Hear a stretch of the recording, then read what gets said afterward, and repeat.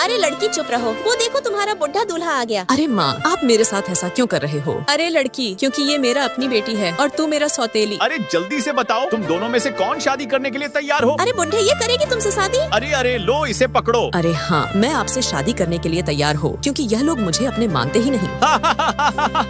अरे देखो बेटी, मैं गरीब नहीं हूँ और तुम्हें डरने की कोई जरूरत नहीं है, क्योंकि तुम्हारी शादी मुझसे नहीं मेरे बेटे से होने वाली है। अरे बेटा आओ इधर। हाँ पापा। अरे अरे अंकल, आपका बेटा तो बहुत सुंदर है। आप एक काम करो, इसकी शादी मुझसे करवा दो और इस गरीब को सरो। चल हट घमंडी लड़की, मैं तुम्हारे जैसे लड़की को अपनी बहू कभी नहीं बनाऊंगी। चलो बेटा, बहू को लेकर आओ हमारे घर में। अब तुम दोनों की शादी धूमधाम से करवाऊंगा। अरे हाँ चलो पापा चलो।